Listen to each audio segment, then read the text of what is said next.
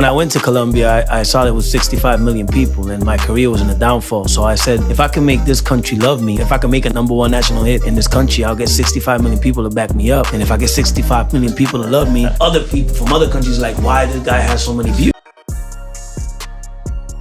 Now let's talk about a very important topic, niching down, right? Now, I already have a devil's advocate to this clip. But Gary V posted a interview that he had with Nicky Jam, who is a reggaeton artist. And speaking of how Nicky Jam got as big as he did. So let's talk about it.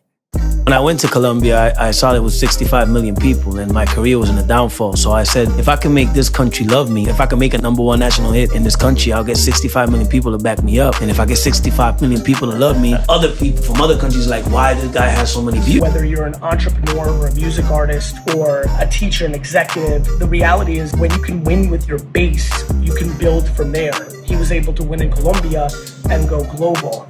I was able to win in wine and build from there. Too many people are trying to boil the ocean. Win with your neighborhood, win with your small genre, win with your age group, win with your small micro interest graph.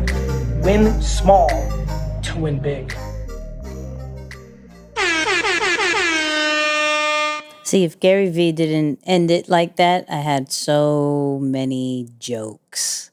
Like, oh yeah, no, we could just, look at the country that we're in and say, oh, there's only 65 million. If I do this one good thing, then I could be global. No duh, 65 million people. Like, what? However, that's if Gary V didn't say what he said. I love this clip because it breaks down concentrating on local, right? So bare minimum, what Nicky Jam was saying, yo, I'm staying local. Like, I'm not concerned about getting the whole Hispanic community. I'm not concerned about getting all of North America, South America. Like, I'm not concerned about I'm not none of that. I'm home. My home is Colombia. I'm going to concentrate on that. I'm going to figure out how to get a hit there. And that right there is going to add up to where my music is going to go global. From a more local standpoint and a smaller standpoint, are we famous? Are we popular? Are we selling out? Are we converting with just our own city? With where we are. But, of course, with social media, we seem as if we need to talk to the whole world. And I respect that Gary V was like, yo, that's a talent that you saw the importance of being local. Like, if you can concentrate on taking care of these people and focusing on this particular thing, then it's going to be undeniable that it's about timing at that way that you'll get further. So it'll go from city to state to coast to nationwide to then global. Like, the issue, and I will always continue to say, is that social media creates unrealistic expectations of what our brand and business is supposed to do and the audience is supposed to talk to, that we forget that we were made to speak to one specific audience first that is going to carry us out to all the different places. Now, as I said, it's Nicky Jam thinks big, right? But I do believe that when we think of artists, and he may have went through this too.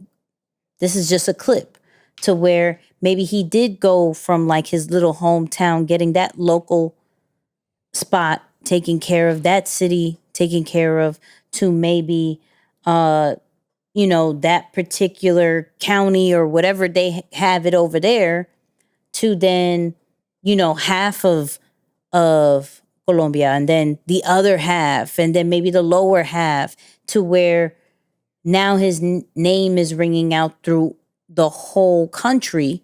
And now he captured the 65 mil, which was his grand goal to then go global. So there's, there's a process of getting that big picture. So there's nothing wrong thinking that way.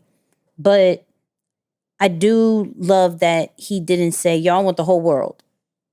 I want, I want this and that. Like, he was like, yo, I counted it up. It has this amount of people. It's a good amount of people. I think 65 million people is a great amount of people. What a niche. I mean, Yeah. But for those people who are like, I can't get 65, but you could possibly get the amount of people that are in your city.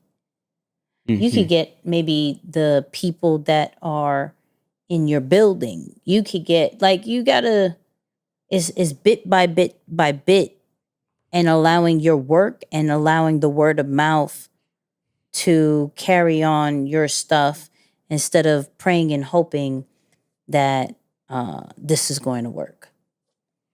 Yeah, well, I think the part that sticks out to me here is that for you to really get in tune with your niche, you have to lower your pride.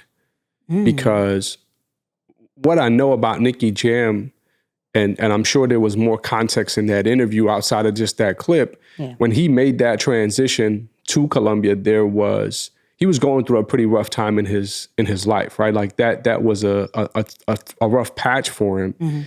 And it's interesting because I believe, if I'm not mistaken, he's originally from Puerto Rico, or at least his parents are of Puerto Rican descent. So like he's not Colombian. But when he said that, I was like, it made me question a lot. I'm about to look it up as you speak.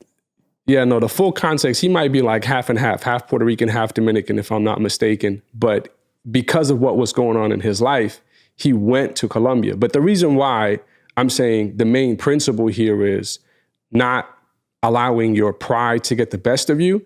You could have went to a country like Colombia and said, oh, I'm not about to serve these people. I'm Puerto Rican, or I'm Dominican, or I'm better than everybody else. Okay, you know what? We need to definitely get way more context. He's Dominican and Puerto Rican. Yeah. No, that's what I figured, because I know he's like one of the originals. Yeah. As reggaeton really started making its way, like he's one of the originals, and a good amount of the artists of that era were Puerto Rican and or Dominican. So I figured that was the case. But again, I just remember a good friend of mine really like filling me in about that particular interview, and that's how I know a little bit more to it. So he transitioned to Colombia, or went to Colombia, because of what was happening in his life. But again, the part that's more important is the fact that he didn't allow his pride to get the best of him and went to a new country, lifting his nose above everybody else, pretending to be better, but instead saying, you know what? I'm here. I'm going to serve these people. I'm going to figure out ways to connect with them. And I know if I do good by them, they're going to rally behind me. And then I can get the 65 million, to jump behind my songs or me as an artist. So I think that's how it goes down. But I think the idea of pride is definitely important here. My question, though, is what do you think about, I've always heard you can't be a ruler over your own land, right? Like this concept, and maybe I'm paraphrasing, but this idea that your hometown people aren't going to rock with you until you blow up somewhere else. Like, and then at the same time, you hear the other part of it, which is like, well, you got to niche down and really focus on your core people, and then it can work. And of course, when you say it like that, your core people may not necessarily be in your backyard, but I do want to bring that phrase into it as well. This idea that people in your backyard may not always respect you. You got to blow up elsewhere. What's your take on that, especially as it relates to like niche and, growing your brand or your community? What's your take on that? Do you pay attention to that at all? So before I answer, I got backstory. Okay. I had to get backstory real quick, right? Oh, so, great.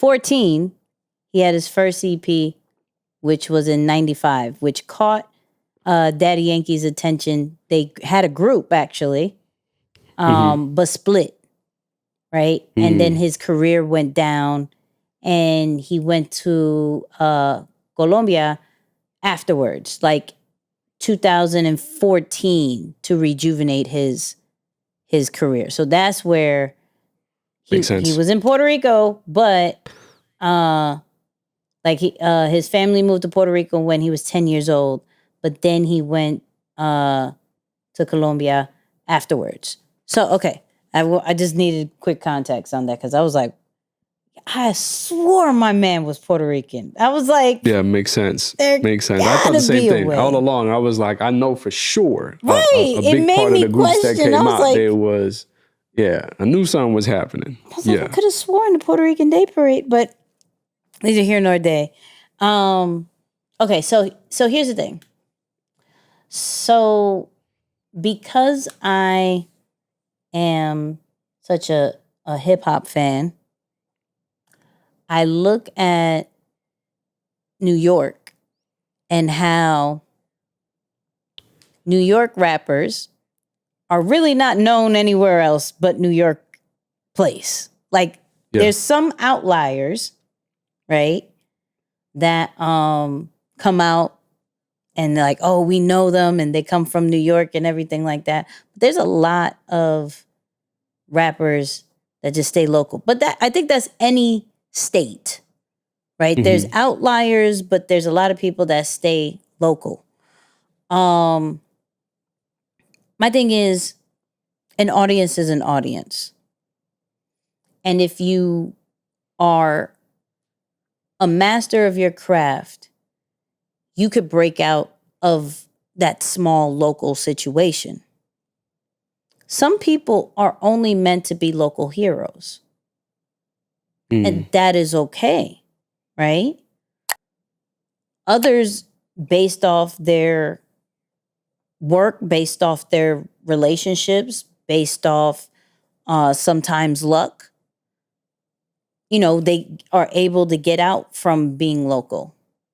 I do believe social media makes it easier to be seen outside of local, but it also depends on what you're doing, that almost it's a requirement and an easy layup to stay local, like to start local, not stay local, but to start local. So I don't necessarily find it a bad thing. I don't feel like it's a jinx or any, but I have seen kind of like the good side of staying local, and then like you go local, you just stay right there. Like, and I think, you know what I feel like? I feel like it's those New York fans that love the Dallas Cowboys. Like, right. No offense, Dallas, please, Cowboy fans, don't come for me. I'm just very confused when New Yorkers who live in New York all their whole life, all of a sudden just love Dallas Cowboys. It's the weirdest thing for me, so bear with me. And the Red Sox. And the Red Sox too. And the Red Sox too. Right. It's the weirdest. It's like they're rebels. They're super rebels. Yeah. But I feel like it's like that when you don't start local and you just go, like, if it's that shocking to me. Like, why didn't you stay home? Why didn't you work here? Like, but once again, everything is scenario based.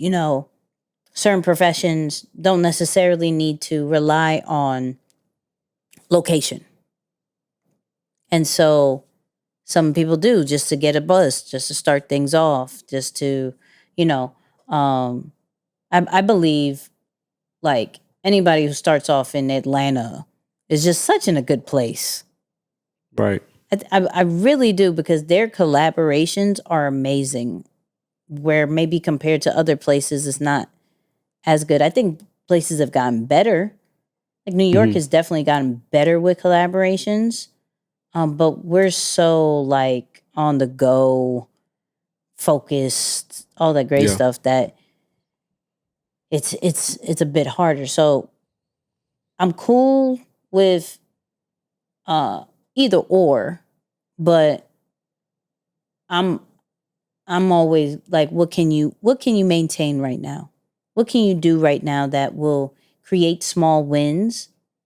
If you could create the small wins within locally, then do that. If you know you could create small wins from a wider standpoint and not make people feel disconnected and you're still solving pain points, then, then go from a, I don't know, statewide, go more for a coastwide, nationwide, ethnicity wide. I'm cool with that as long as you're creating momentum and small wins. Yeah, that's a good point. That's a really good point. I like that. Yay.